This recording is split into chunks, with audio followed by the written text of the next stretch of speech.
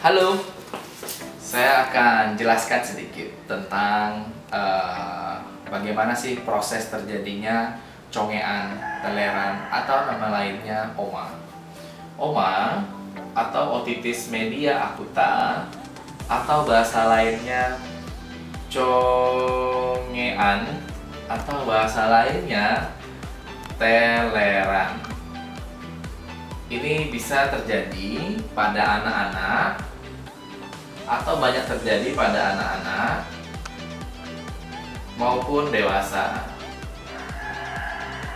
Oke, kita akan detailkan. Yang pertama harus tahu dulu anatomi daripada telinga. Ini daun telinga. Oke, ini daun telinga. Daun telinga ini liang telinga. Ini liang telinga. Di dalam liang telinga ada namanya gendang telinga atau membran timpani. Gendang telinga. Nah, gendang telinga keluar, ini namanya telinga luar. Oke. Di dalam gendang telinga, di dalam telinga, ini ada nama tulang pendengaran. Oke, tulang pendengaran itu ada 3, namanya tulang pendengaran. Di sini akan tersambung dengan namanya rumah siput, atau vestibulococlearis bisa. Oke, antara ini sama ini namanya telinga tengah. Yang rumah siput adalah telinga dalam. Di telinga tengah ini dihubungkan ada saluran, namanya saluran tuba eustachi. Tuba eustachi. Oke. Ini menghubungkan antara telinga tengah dengan hidung, rongga hidung.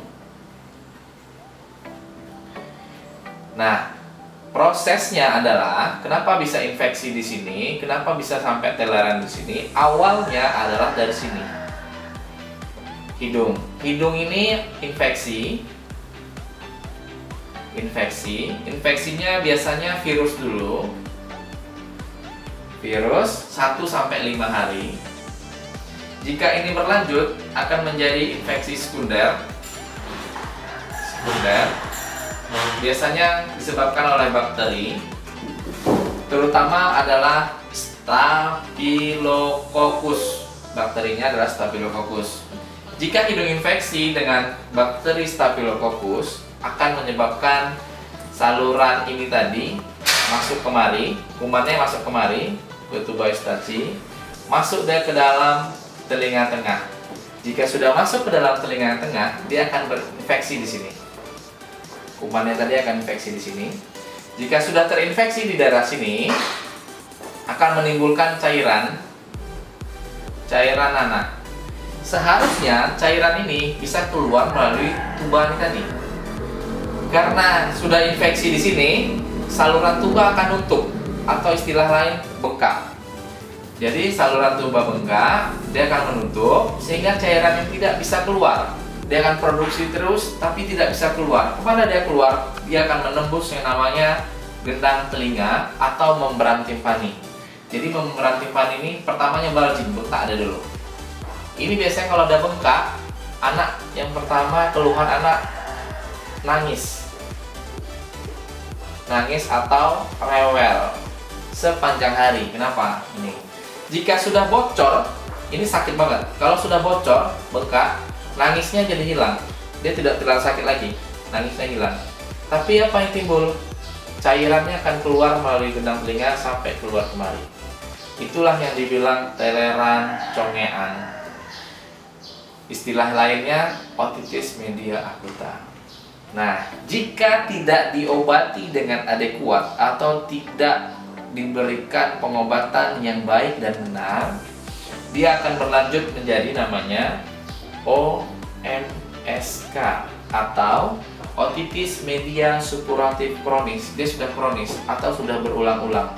jika pengobatannya tidak adekuat atau tidak benar atau tidak selesai, dia akan berubah menjadi OMSK. Nah, OMSK ini dia tandanya ada namanya kolesteatom. Kolesteatom ini yang menyebabkan infeksi di sini terus. Dia akan mengeluarkan nanah, asal panas sedikit dia akan nanah, asal pilek sedikit dia akan bernanah. Inilah yang menyebabkan daripada infeksi di dalam ini. Nah, cara penanganannya yang terakhir ini adalah operasi.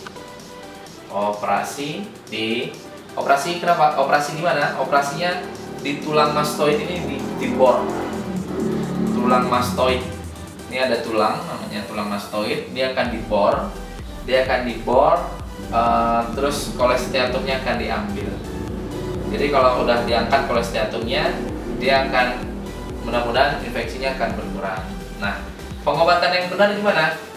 Kalau dia otitis media acuta, ada dua. Sebelum pecah gendang telinga ini sebelum pecah, atau sesudah pecahnya gendang telinga. Kalau dia sebelum pecah gendang telinga ini, maka berikan dia obat tetes hidung, yang fungsi obat tetes hidung tadi membuka daripada saluran tuba. Kalau sudah terbuka saluran tuba, cairan akan kemari dan dia tidak akan bocor ke gendang telinga. Kalau seandainya belum dibuka ininya, maka akan jebol di sini. Terus apalagi selain dia berikan tetes hidung, berikan dia penghilang rasa sakit, atau biasanya tidak sakit aja, dia biasanya demam, berikan juga berarti antipiretik, analgetik antipiretik. Yang kedua, berikan dia antibiotik. Nah, mengapa? Alasan dokter biasanya anak pilek atau dia hidung tersumbat atau flu itu biasa diberikan antibiotik. Padahal awalnya dia cuma penyebab virus. Itu dia sebagai profilaksis. Jadi berikan dia tetes hidung, berikan dia analgetik antipiretik atau penhilang rasa sakit anti demamnya, dan terakhir berikan dia antibiotik supaya kumannya juga mati. Nah, seandainya dia sudah bocor, maka bukan tetes hidung lagi yang diberikan, tapi adalah tetes telinga. Nah, pengalaman saya, tetes telinga ini macam-macam. Kalau tetes telinga ada yang biasanya kalau di puskesmas rata-rata pakai chloramphenicol tetes telinga. Nah, ini harganya sebenarnya sih murah, tidak terlalu mahal. Tapi anjurannya, menurut pengalaman saya yang pernah saya jalani, ini yang paling bagus isinya tuh oflosasin tetes telinga. Biasanya kalau oflosasin tetes telinga ini jarang kambuh kembali. Tapi kalau chloramphenicol dia kurang kuat. Biasanya kalau oflosasin diberikan, ini selesai. Mudah-mudahan nggak balik-balik. Nah, di samping itu berikan juga dia penghilang rasa sakit atau anti demamnya juga. Berikan antibiotik secara oral. Jadi tetes telinga iya, oral juga iya. Cuma begini, oflosasin harganya cukup mahal. Biasanya merek patennya banyak, tapi untuk tetes telinga ini cukup mahal. Oke.